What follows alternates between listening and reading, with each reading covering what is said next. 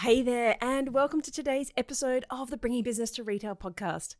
Well, as you listen right now, when this goes live, the team and I will be jet-setting our way to Melbourne to get ready for the Retail Academy Live. I am so excited. It is our first live event since before COVID. How many years ago was that? It feels like forever, and I can't wait to meet you guys in real life. But that also means we've been a little bit busy, aka a lot busy behind the scenes. And I realized that I hadn't recorded a podcast episode for this week. And so I decided, because I didn't want to leave you hanging, and I know how important bringing new people onto your team in time for the busy season is, so I decided that I would share with you one of the lessons that we recorded this month for Scale Your Store. And it is all about hiring the right people for your business. In fact, it is the simple question that you can ask to answer most of your hiring decisions. So here's a little behind the scenes interaction to see what it's like with our monthly Scale Your Store extra bonus lessons. Alrighty, let's jump into today's episode. Hey there, and welcome to the Bringing Business to Retail podcast. If you're looking to get more sales, more customers, master your marketing, and ultimately take control of your retail or e-commerce business, then you're in the right place.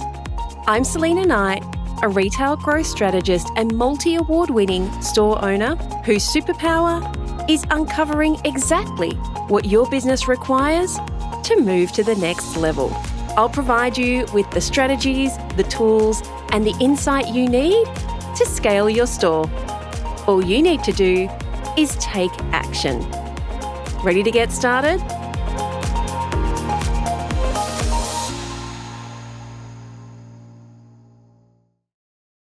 Hey Jill, how's Shelley?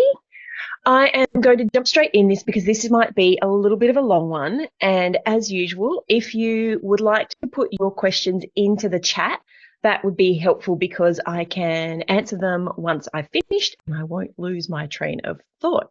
As I said, this is a little bit of a long one.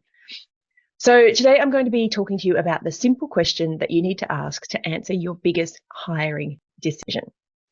Now, have I ever told you about the story about how when I hired someone to work in my shop and about a year later, I accidentally found out that she had started her own online business the week after she got the job in my store. Even worse, she was essentially selling the exact same stuff. We call her the traitor team member for easy reference. Now, it was actually just a freak, one of those serendipitous moments where one of my existing team members used the same family photographer as the trader team member. And so she started following the photographer on Instagram. And as she was browsing through this lady's Instagram feed, she sees trader team members' family photos. And so she clicks on them, just to have a sticky beak, as we all would do. And it says traitor team member, lists her occupation as the owner of a boutique.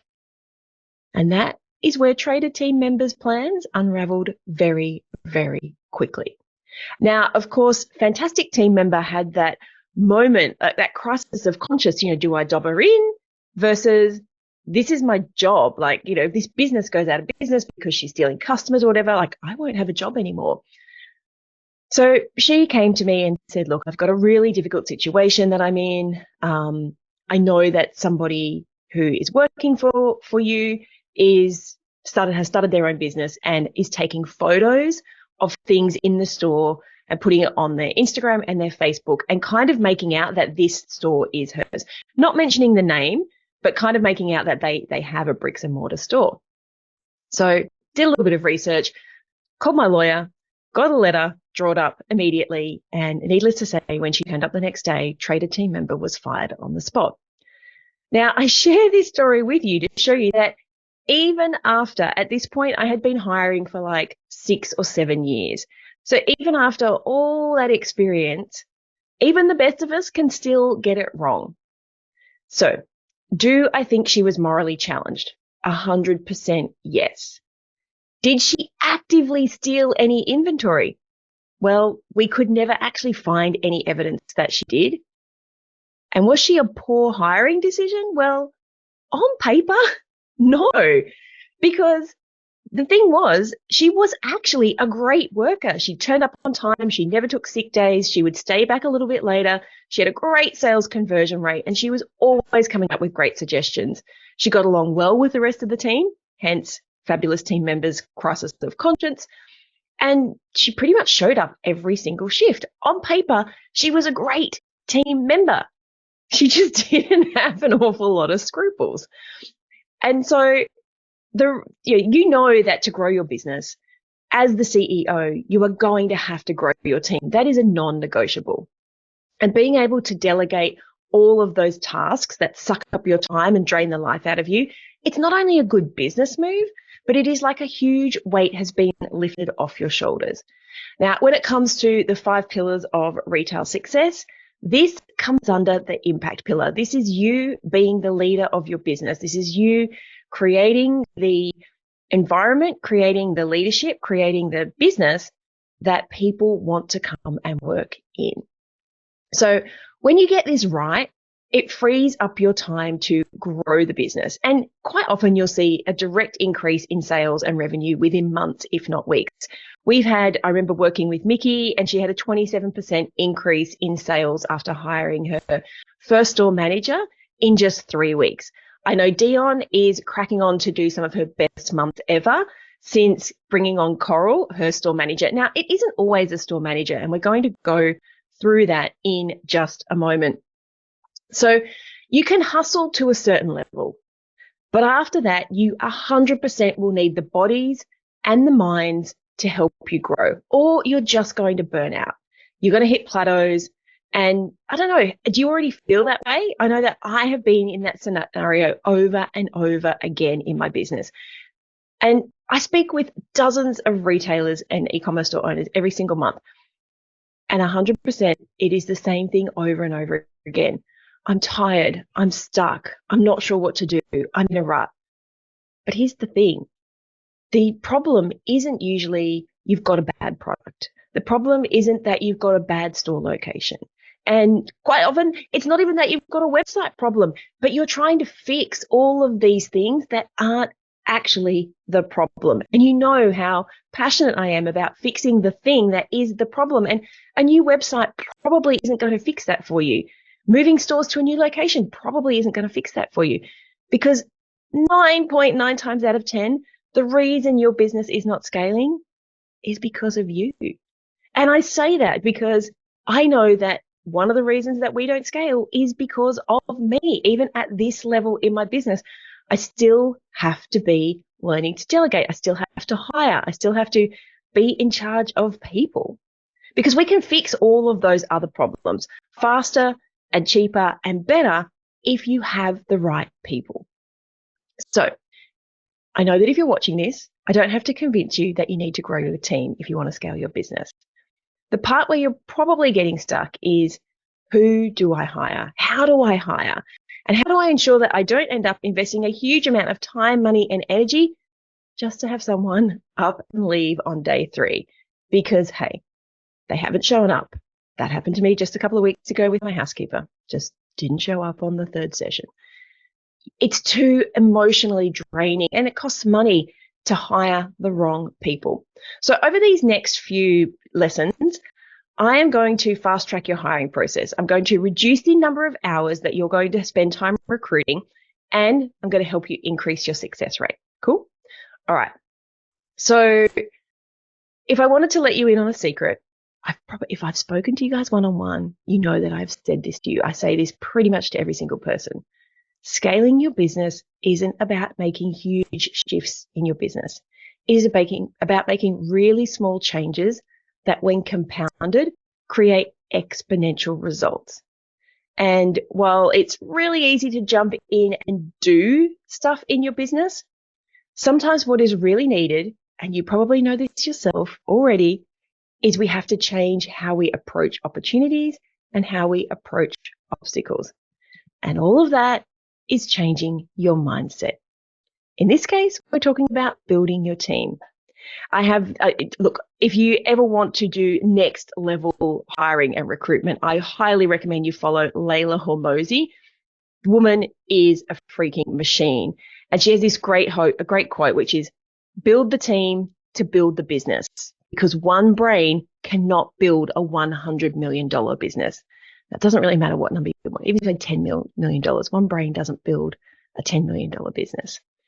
And so here is the scenario that I have repeated way too many times in my business. You think I would learn from the First Trader team member, but maybe it is something that you have done as well. The first time that I hired Lynn was to be when I first hired Lynn, she was going to be the visual merchandiser and a sales associate for my store. I knew how important it was to have a really well-designed store. I was just not very good at that stuff. I got to the point where my team would say, look, stock has arrived, don't touch it. I understand every piece of theory around merchandising. I just can't do it. And I remember posting in a Facebook group once I'd hired her, and I was like, oh, hey, I've just hired my first team member. She's going to be my merchandiser. And I remember some smart ass says, well, make sure you have targets and KPIs for her. I was like, how do you KPI merchandising? I thought. And I thought I was so good back then. I so was not good. And it's the exact same thing that I say to you guys, right? Whenever you're hiring anyone, like, what are the targets and what are the KPIs?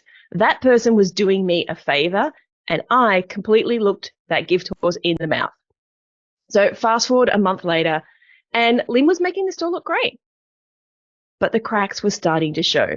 She couldn't work out how to use the POS system, despite being shown every single shift. Most people pick it up after like 1 or 2 goes. Like, we're talking like dozens of times later, she still didn't know how to do it. She wasn't actively engaging with customers, and she wasn't selling. So on the days that she worked, our sales actually dropped and our conversion rate dropped. But everyone thought Lynn was lovely. And it took me a few months later to realize that Lynn didn't actually want to work in the store. She just wanted to make things look pretty. And merchandising, well, the stuff that she was doing, it wasn't increasing sales at all. Like, I didn't have KPIs, but I knew that we weren't making any extra money because of Lynn's work. We were losing money. And by then I had more team members, and they were getting really frustrated because Lynn wasn't doing all the tasks that had been left when she was working her shifts in the store. Now, in all honesty, this wasn't Lynn's fault, because when I hired her, I just assumed that she realized as a store associate that working in the store meant working in the store. And I didn't have the targets or KPIs for her. Well, the truth is you can 100% KPI someone's merchandising work, because things like sell-through rate should increase if they're doing their job correctly. The truth was, at that point in my business, I actually didn't need a visual merchandiser on the payroll. And if my team weren't perfectly capable of doing the work, I could hire someone on a project basis for a few $100s to come and do it every few months. And I would have done that. I would have been, if I'd hired a freelancer to come and do it, I would have been really clear on what my ROI needed to be. And that was one of the big traps I fell into, is having really clear expectations from freelancers and contractors, but not for my own team. So there are 2 phases you're going to go through in that first 1 to 10 years of your business. And that's my favorite quote there from Layla. All right. 2 phases, startup and scale up. Now, during that startup season, you are probably a solopreneur, or maybe you've got a couple of casual people helping you out. And here is where you focus mostly on offloading the cheap stuff so that you can focus on the money-making tasks. We're going to go through the simple equation for the right hire in a moment. But what we're being mindful of is, in that startup phase, you just need to get rid of the boring doing work so that you can focus on making money.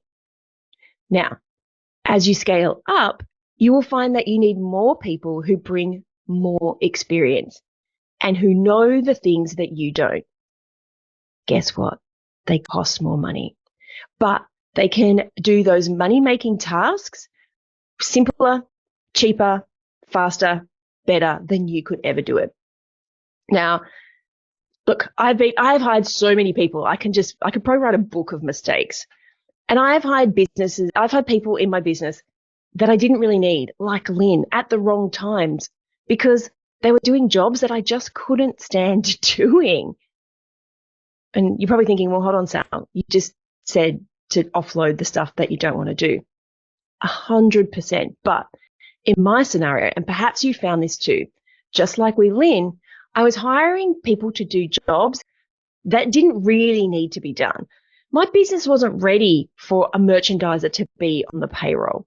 And truth be told, if I just spent that money on marketing, I would have been much further ahead. So I would love to know in the chat, what would be the first job that you would offload? If you haven't already, what is the first job that you would offload? Because what I find is for most people, it is social media, followed pretty closely by ads/marketing. And I totally get it. It is no secret that I find social media a drain. And I found ways to hack the system, but we have actually hired a brand new social media person this week who has very clear KPIs and targets. But one of the biggest issues with delegating social media is the inability or the ability to track results and get a return on investment. So let's just have a little bit of a scenario here. Let's say you're investing $500 a week for someone to post on social media. And honestly, that's probably what you're going to pay for someone halfway decent. That equates to $2,000 a month on having someone to do your research and your social media posts for you. So your role as the business owner is to ensure that that person or that agency, at a minimum, is bringing you in more than $2,000 revenue directly attributed to what they've posted or what they've put in your bio, all those kinds of things. And when I ask retail and e-com store owners this really hard question, how much revenue can you directly attribute to those social media posts? They often come up with answers like, well, but it's all about engagement or it's all about brand awareness. Most of the time you can't afford a brand awareness campaign. You need a sales campaign. And so I dig, okay, well, show me the stats. What sales or revenue or growth can you directly attribute to that person's work? Show me the UTM tags. Show me the analytics that clearly measure how much traffic is being driven to your store and the sales that come from this brand awareness that you've been paying for. It is totally doable. And just like any other role, measuring growth from social media can be done. But mostly, you just don't do it. It's not done because it's a pain in the ass job and you don't want to do it. You just want somebody to take this thing off your plate. And setting KPIs and setting targets and tracking those results is one of those things that you like to avoid. Am I right? I know this because you are me many years ago. Nowadays, I get really excited about the results. When I meet with my CMO, the first thing we do is go through every single stat. So hiring the person that you need, the one that will actively increase your sales and revenue. Think about that. Whether it is a sales associate to stand behind the desk, whether it is someone packing your orders, whether it is a social media manager or an ads manager, that person has to actively contribute to increasing your sales and revenue at most stages of the business. So, how do you decide who to hire first? Or in some of your cases, next? The simple question to solve this hiring quandary is, are you ready for it? Who do you need and what are they going to do? Yep, simple as that. First up, are you ready to work out? Let's start with what your business needs and then reverse engineer who it is you need. So I got to go here. I decided to skip that part. This is a really simple, I'll put this in the action plan. The easiest way to work out who you need next and what they're going to do is to write down everything that you've been doing over the last week. Every single thing that you can think of. Everything. And then work out which of those jobs do you want to give up? Which ones do you want to delegate? So I would say take this action plan and shadow yourself. Just keep it, like, you put it in a note in your phone and just be writing these things down. Like, every time that you do a task, just add it in and how much time you are spending. So next, I want you to do, what you're going to find from this is you are doing a crap ton of stuff that quite simply doesn't need to be done by you.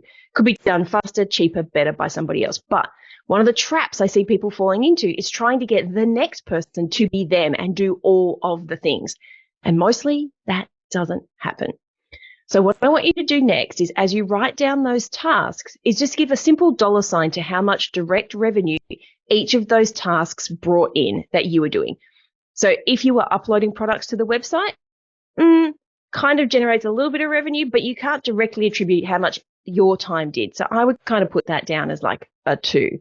But if it was something like sent an email, that's like a 3 or 4 or 5, however many dollar signs you want to write. That is a high converting activity. So let's say that you sent out a promo email and it brought in $2,000. Yeah, that's a $3, $4, $5 activity. But you might have also spent an hour resizing images for your website. Whilst it's a task that needs to be done, it doesn't actually directly bring in revenue. So I would put that down the low end of the scale. So next up, what I want you to do is to identify whether the business will be negatively impacted if someone else does this task. For example, is your business going to be negatively impacted if somebody else uploads products to the website or answers emails or resizes those images? No. Now, I don't want you to get distracted on how things are going to be done at this point, okay? So rather than defaulting to things like, well, no one knows how to answer emails correctly, that is just a simple process matter. So during this exercise, don't get distracted by how things are going to be implemented. We're going to get to that part in one of the other lessons.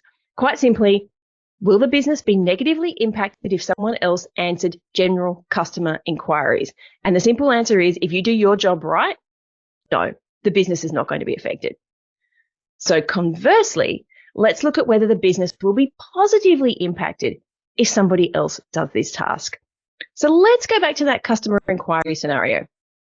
The business should be positively affected because when somebody else has that duty, they have a KPI to answer an inquiry with a set period of time. Customers aren't going to be waiting days for you to find the time, or even worse, actually remember to reply.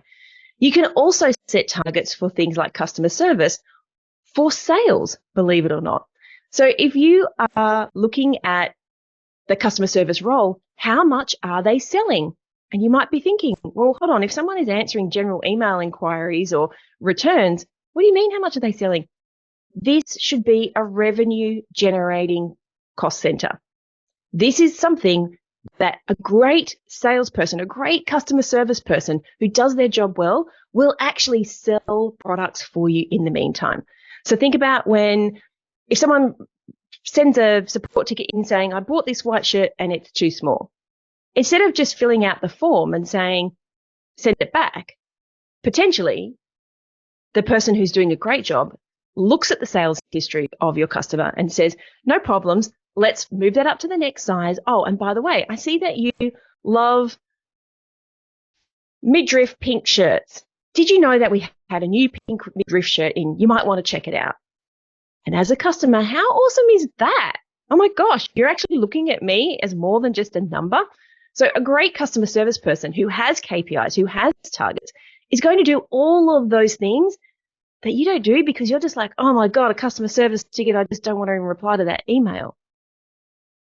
And being freed up to work on all of the things that grow the business, bring in the sales, bring in the customers, bring in the revenue.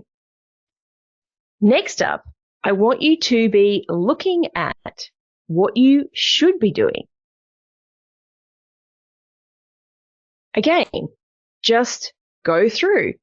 What is the stuff that grows your business and makes the money and brings in the customers? Now, before we go there, can I just get a bit of a sidebar here? Right now, I am pretty sure that you guys are still in control of your marketing. So sure, you might have an agency doing ads for you, but you are still the one doing the marketing strategy and probably a lot of the implementation. Whereas in corporate land, a true CEO isn't conducting at this level of implementation. But for most of you, this is where you're at, right? So let's just run with that. Okay. You are allowed to be the CMO, the Chief Marketing Officer, and the CEO. I 100% give you permission. So the things that are making you money and should be getting done. Think about things like creating upsells and cross-sells on your website, segmenting out your email database so you can market the right offer to the right person at the right time, sending out emails, testing opt-in offers, segmenting pop-ups on your website, reaching out to suppliers to negotiate promotions, volume discounts and exclusive deals, looking over your metrics to see what works and what isn't, looking at your sales team metrics, setting targets, following up where people aren't hitting their targets, forecasting your inventory and cash flow, negotiating better rates for your overdraft or for your loan, creating a marketing plan and implementing that marketing plan, looking at your customer analytics and your churn rate and crafting offers to retain customers, mapping out your Black Friday, Cyber Monday, or Mother's Day, or Christmas deals based on your previous marketing debriefs and the data that you've got from those. These are the kinds of tasks that will make a huge difference in your revenue.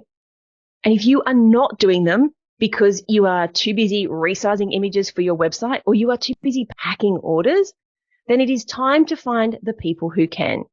And I'm sure that you can see that if you are always putting off sending emails, but every email that you send generates $1,000, then by not sending out a couple of emails a week, then you're likely losing $8,000 to $10,000 a month, all because you're doing safe work of packing orders or standing behind the counter.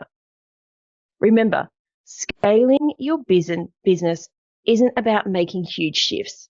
It's about making small changes that when you compound them, create exponential results.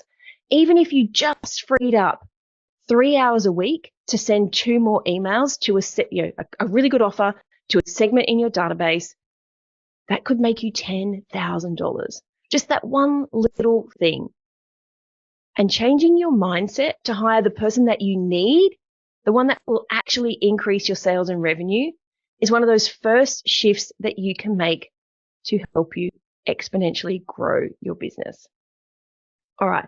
So when it comes to which tasks you should delegate, I want you to use this org chart that's going to be, this is just a very basic kind of fun, it's just a little Canva template. You can just play around with it. But I want you to use this to get an idea of what different people would do in your business. Because what can happen is that you try and hire someone to do copywriting, to be a sales associate, to do email segmentation, and to upload stuff to the website. And the reality is that isn't one person's job. Even though you might be able to do them all, somebody else is not you. It's not their job to do all of those things. So start kind of batching those tasks under these little kind of people to see which one is actually the one that you need to offload first, to delegate first, rather than which one you just want to do, which is social media. I know for all of you, the answer is it's 99% not going to be a social media person. All right. So just while you do this, just to wrap things up, I want you to think about what are you going to do with the time that you get back? So you've already mapped out in this chart here, you've already mapped out approximately how much time per day or per week you are spending on that task. So you can aggregate those amounts when you hire this new person. Say you've got somebody who is packing orders and is also going to upload products to the website. Honestly, uploading products to the website is something you can probably offload to an offshore VA for a very, very minimal price. These people do it all day, every day, might charge you like 50 cents to $1 per product. It's probably not something you need to be spending someone spending $20 an hour job uploading products to the website. So again, if you've got questions about this, just ask them inside of the group and I can give you my experience because I have hired for pretty much every role for dozens of businesses all around the world. These little things like resizing images, oh my gosh, I have a guy that I got off Upwork. He charges $5 to resize 50 images. 50 images. You know what? He's not sitting there resizing them. He's got a program that he runs them through in his computer. 2 hours later, you get your pictures back. Like, hello, if that's not worth $5, then what the heck is? He'd probably get them back to you quicker than you would go to Starbucks and get your coffee. So now that you've got an idea through this column here about how much time you're going to free up, I just want you to think about what you're going to do. Remember, what are the tasks that you should be doing? So if you end up with 15 extra hours a week, what are you going to spend those 15 hours on? And the answer is something in the task of what you should be doing, preferably the thing with the most dollar signs. Alrighty, so the biggest issues, just to wrap this up, the biggest issues I see is when you try and hire a person to do too many jobs and they aren't you. That's not what they've been trained to do. And if they are a generalist rather than a specialist, they're not going to do it as quick. You know, let's take that resizing images. They probably don't have a program on their computer to resize 50 images in a few minutes. They're going to sit there and do it one by one. And the other thing is that I see is when you get these hours back is business owners and CEOs who actually default back to doing easy things. And I'll put my hand up and say I was one of those people who just went and... So that's a wrap. I'd love to hear what insight you've gotten from this episode and how you're going to put it into action. If you're a social kind of person, follow me at @TheSelena and make sure to leave a comment and let me know. And if this episode made you think a little bit differently or gave you some inspiration or perhaps gave you the kick that you needed to take action, then please take a couple of minutes to leave me a review on your platform of choice. Because the more reviews the show gets, the more independent retail and e-commerce stores just like yours that we can help to scale. And when that happens, it's a win for you, a win for your community, and a win for your customers. I'll see you on the next episode.